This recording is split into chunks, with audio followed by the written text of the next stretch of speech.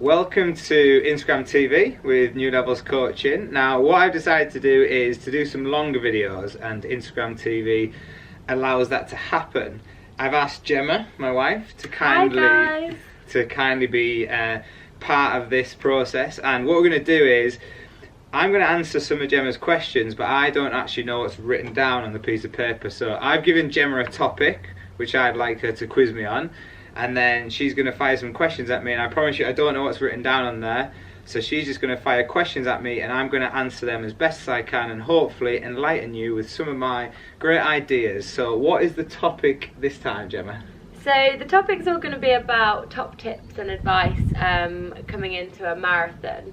Okay. So I actually get to listen to Lewis's advice and knowledge every single day when he's working to his athletes, and we made a suggestion that actually I think a lot of this advice could be shared with other people, and I think some of it will be really beneficial to you guys. So we wanted to talk about marathon top tips and advice, and I guess the first thing to start off with is congratulations with your athletes on Sunday running the Manchester Marathon. Yes. Yeah. Two, Paula and Stephen, in no particular order. Was that alphabetical order or not? No. Yeah, it was. Yeah, Paula and Stephen. So yes, Paula and Stephen, 2 PBs. That was the start of marathon season for New Levels Coaching. They were the first 2 to go out this spring. Paula did a 9-minute PB, so wow. Well done, Paula. Well done, Paula. 9 minutes 4 or 7, and she ran 3:58 for her 9-minute PB, which is brilliant. And Stephen, despite a lot of injury problems in the build-up, a very short build-up, he ran 2:53 for around about a 2-minute 30 PB. So what's more impressive with Stephen is in the last 9 months he's gone from 3:22 for the marathon down to 2:53. So he's almost not 30 minutes off his PB. So well done, Steve-o. That's incredible, and I think I'm a 5k runner, and I'm being incredibly inspired by all these marathon runners that are doing amazing things. So yeah, keep inspiring us, guys. You never know, we might venture up to the marathon at some point. So we're going to talk about, you said it's 2 weeks until London?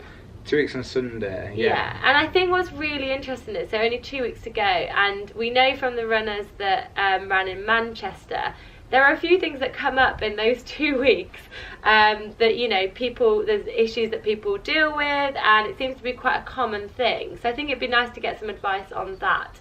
So the first question, what I'd say is, what we want to ask is, what are the common mistakes that people potentially make in the 2 weeks leading up into a marathon? So what mistakes or what goes on in their heads or with their bodies that they might be doing that might not be great for them leading into a marathon? Good question, really good question. For me, the biggest mistake that people make is they start to overthink things. So they, in the build-up to any marathon, any program, any race, in fact, a lot of athletes just tick away, they trust the process, and it all goes really well up until that final period. And I've been guilty of this in the past myself for my races. We start to overthink things. We think niggles are, I've seen something on Twitter, Alison Dixon put this, we think niggles are broken legs. We think that everything should feel easy all of a sudden, and that isn't the case. Quite often, when we start to shut down, when we start to taper, we actually feel more tired because we're used to doing things. So you can start to feel lethargic, and people fall into the trap of thinking, oh no, I don't feel good. But that's natural. You're not meant to feel brilliant. Not everything will feel perfect. So that's mistake number one, is for me, is that people overthink things. Mistake number 2, leading into a marathon, is people get their taper wrong. And what I mean by that is they can taper too much, and they don't do as much running as they should do, and they actually ease back too much. There's too much of a drop from their training, and their body starts to shut down. That's really interesting, actually, because we hear and we see on Facebook people that are tapering from 3 weeks out, but tapering massively. Yeah. And actually, like, if you took 3 weeks of doing hardly any running, by the time you get to your marathon, your tendons and ligaments aren't going to be adapting, and your body's just not going to be used to what you're about to do. So for me as well, the big thing is, what I notice for some people is that they cut their runs down significantly. So I see a lot of people doing 3-mile runs, 4-mile runs, and every run has a purpose, but there almost stopped being some aerobic purpose to those runs, and the marathon is a very aerobic event. So in the last 2 weeks, aerobic work just shuts down massively. But then, yeah, you're right, the things like all the muscle tissues, the tendons, the ligaments, whatever, they get used to plodding slower for less time, and inevitably things just start to shut down. So yes, you need to taper down, you need to bring that level down, but at the same time you don't want to shut down too much. Yeah, and I think there's an element on that as well. So I was really inspired by Stephen, an athlete that you coached, that didn't have the best preparation going into a marathon in terms of, you know, you'll be able to explain more, but being injured with 9 weeks to go, and people would jack it in, really. They'd say, I'm not going to do the marathon. But then also didn't panic with like 3 weeks to go, saying, I haven't done the training, I've got to ram it all in. Like, it was well thought out process. And what would you say to somebody who's got to this point and they're like, actually, I don't feel like I've done enough training? Because from what I saw from Stephen and you, a lot of it was how you mentally thought about it, and the belief that he had in himself and that you gave him, that ended up having a 2-minute PB in a marathon that you'd look at his training and say he's not best prepared for. Yeah, I mean, the beauty of, or it can be a beauty, is that you can see anybody's training online if they have Strava, so you can go and check it yourself. So check Stephen out online if he's on Strava. I don't actually follow him on Strava because I don't need to, because he's on my training app. But have a look if he is on there, and you can see what he did. The big thing from Stephen's perspective was his mindset was always on point. He never once lost belief. From a coaching perspective, it challenged me massively, because every coach has a philosophy and has their beliefs. And my beliefs were that, you know, you should have at least a 10 to 12 week build up for a marathon if you've come off a training block, ideally a longer build up. So that straight away challenged my beliefs. But me learning as a coach, I had to be adaptive with my own philosophy. So I had to figure a way to get Stephen to the line to run a PB, still believing in my own philosophies as a coach, but willing to adapt for that individual. So I very much stick with my beliefs of there needs to be some tempo running in a program. The long run still needs to build up. He needs to get that long run in.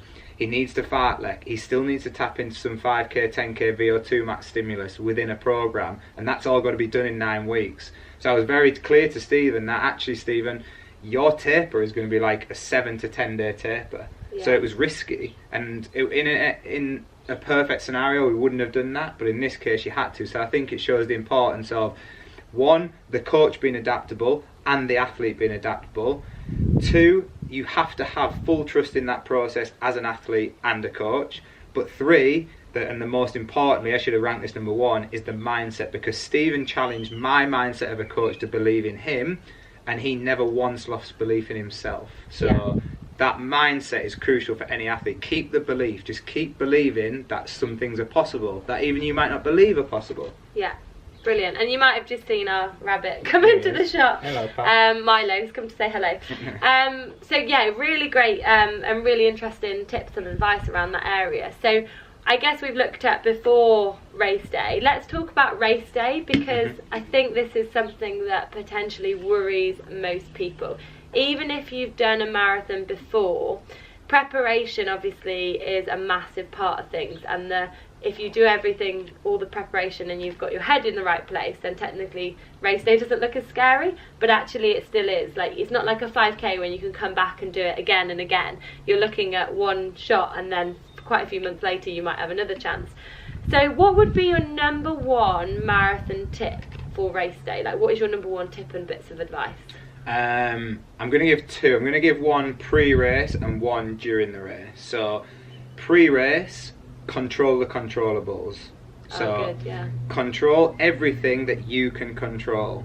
You can't control the weather, so don't start trying to control it and become weatherman and try and predict what you can do in those conditions. You cannot control the weather. What you can then control is what you do in those conditions. So for in London last year, were you prepared? When you knew the forecast, when it was going to be 23 degrees, and that's air temperature, more like 25, 27, something like that by the time you're on course in Canary Wharf, those sort of places, did you take precaution? Did you...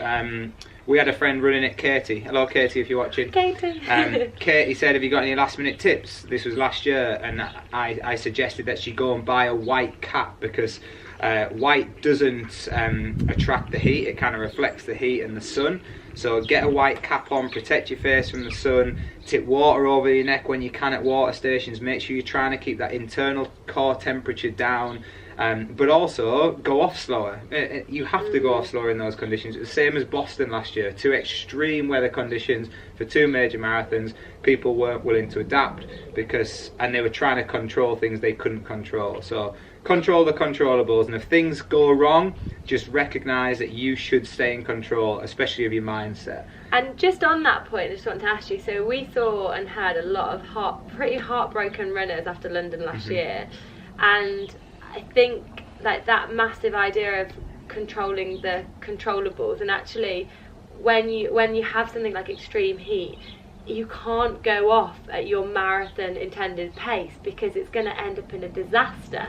And I think we saw just so many people just didn't understand and listen to that. And you gave advice to people before the race, and still people didn't listen, because I guess that's where our emotional side of things takes over our logic, potentially, of like actually logically what is the right thing to do. Well, it's so hard to go to a race and accept that the time you want to run potentially isn't on the table. So you've prepared all that time, and it's very plausible that you're never going to be able to hit that time due to the conditions. That's really hard to swallow, which again happened in Boston as well last year, which is why you've seen such unusual results. The people who got results were the ones who are willing to either swallow their ego or adapt their plans. My tip number 2, so the tip for the race itself, would be to try and negative split. So negative split is the best way to run a marathon, and 100% I would have still tried to do that in London last year, but even that would have meant slowing down significantly more than you were planning on doing because of the heat.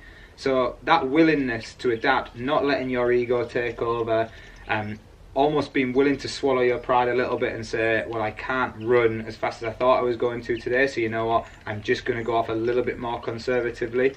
And I think the important thing is to recognise, not just it's hard for someone to tell you that and you just to say, okay, I'll do it. A lot of people want an understanding around that. So why am I doing that? Well, the reason you're doing that is because in the heat, say in London, your heart rate, it has to work harder when in hotter temperatures to control your internal body temperature. So our heart rate is naturally higher in the heat.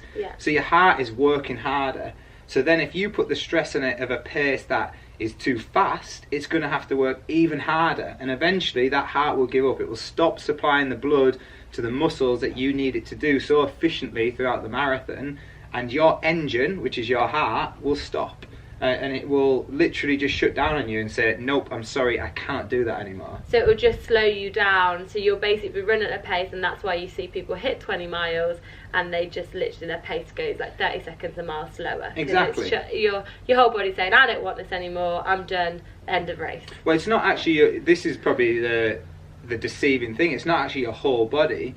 So your body goes into protection mode. So what it does is things like your vital organs need the oxygen. Everything that you need to survive will be screaming to your heart to keep it alive at that point, because you are doing something to your body that your body doesn't like.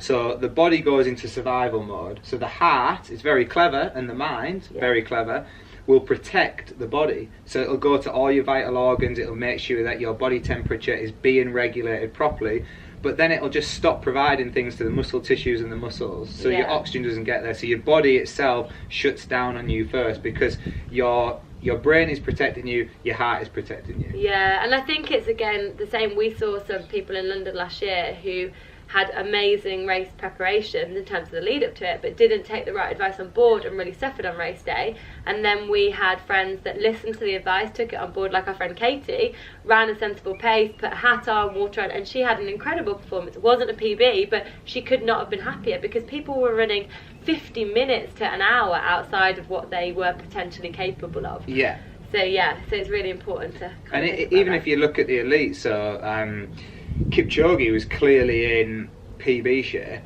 going into London. He eventually broke the world record in Berlin later that year, but he was probably in a similar position going into London, and he suffered in the second half. He slowed significantly. What happened, like everyone thought Mo's run was great in London, and it was, but look at what happened to Mo. And you're talking about the best 5,000 and 10,000 metre runner on the planet, and he couldn't live with that pace. He'd gone off too hard, and he suffered in the second half because of that. Yeah. So it wasn't a surprise to see other people suffering as well. Right, there's something I hear quite a lot recently about, let's get time in the bank when we're running a marathon. Let's get time in the bank and let the rest of the race take care for itself. So we're saying, like, yeah, starting off like faster or at marathon pace, just so we have the time there to play with. What is that all about? Okay, flip it on its head. So everyone says, I've got time in the bank, I've got time in the bank, I'm ahead of schedule, right? Flip it on its head. No, it's not time in the bank, it's time out of the bank. So what I mean by that is, students will relate to this. Your student loan comes in one lump sum at the start of your, whether it's a month, it's usually like over a 3-month period. You get all your money in one. Let's imagine that's the energy at the start of the marathon. All your energy's there. Okay. What happens if you dip into that too much at the start of that period is you take too much out of the bank. Okay. We've all been there. We have all been there. So by the end of it, by the last week, you're living on beans on toast and you've got no money, you're scraping around for pennies and pounds, as opposed to having thousands at the start, because you've taken too much out and you've not spread it out evenly across that period of time. It's exactly the same with the marathon. They've not spread their effort evenly over the distance, over the duration. They've taken too much out of the bank at the start. They've wasted too much energy, and inevitably they have to slow down. The body starts to shut down on you. So it's a myth that you have time in the bank, because what happens is you actually lose far more time by going slower in the second half. Majority of people between 18 to 26 miles, where everyone says you hit the wall. You only hit the wall if you've got an injury, or you've paced it incorrectly, or you've fueled incorrectly. The best marathons ever ran, Paula Radcliffe's, Eliud Kipchoge's, they didn't hit a wall. They were speeding up from miles 20 to mile 26. Yeah. So it's a complete myth to have time in the bank. Like, negative split is definitely the way forward. Okay, so everybody listening, negative split, no time in the bank, and I think a lot of people definitely take that advice on. So I guess we kind of want to wrap it up now. Final tip for people leading into marathons, what to focus on now or what to do. I saw Jenny Falconer put on her Instagram about potentially sleeping more. This is the time where we can maximise recovery and get ourselves fully ready. Like, is that something to think about? Yeah, so my top tips would, don't be drastically changing anything in your everything about your lifestyle. So you hear carb load and all that type of stuff. Yes, take on a few more carbs in the week of the race. Don't go drastically changing your diet. Don't change your plans. Don't just think, I'm going to try this. Don't go and buy a new pair of trainers and put them on for marathon day. You should already be in your footwear. Stick to everything you know. Rest and recovery is so important. Sleeping, yes, is crucial. But the biggest tip for me would be, don't panic. It's not the time to start panicking right now. In the build-up to a marathon, remain switched on up here. Keep this level. Don't go with that ups and downs. If something doesn't feel right, that's fine. Don't panic. Yeah. If something feels good, don't think that's an invitation to go and run harder. Stick to your plan, trust your process, don't panic. Yeah, and I guess one thing from me is that what I've learned from you and what myself and my dad have said recently, we sit there when Lewis isn't here, and if we're having a panic moment or a moment where we should be resting or you know, when we want to run, we're like, what would Lewis do? So that's kind of our mantra, and it does work because you have a really sensible approach to things, and it's always the right thing to do. But it's not just a sensible approach to running. It's like you want this balance in life as well. So it's not just about the running and the training. It's about, so I don't know, if for a great example, okay, is if somebody is laid on the floor and they are having a panic attack, okay. It is a disastrous situation to find yourself in, but what is the one thing you're told not to do yourself? Is panic. Because if you panic, it makes the situation worse. So when you find yourself in a situation that you don't like to be in or you're uncomfortable, the worst thing you can do is start to panic or act differently to what you would do. So in these situations, if you're starting to worry about the marathon, just have a sit down and have a think about it. Take a chill pill, as they would say. Have a brew. Go back to normal life and keep it level. And you know what? And talk to people as well. Yeah. You know, so many people don't talk to people about the problems they're going through in everyday life. It's a problem it's a massive problem anyway. But just talk to someone. Don't bottle it up. Get it out. Don't take that into the marathon with you. Yeah, and that's really good. I think a lot of us, when we keep things inside our head, it feels a lot bigger than it actually is.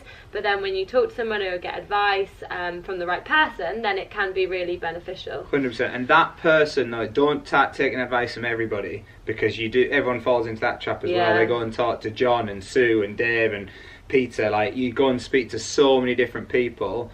Stick to your close network, the people who you trust, whether that's your coach, whether it's your wife, whether that's your mum, your dad, whether it's someone you trust down the club. Stick to your network and trust the people that you trust. Yeah, well, really great advice. So thanks for having us on, guys, and hopefully we'll do a few more of these. Quite enjoyed that. Fingers crossed. Bye.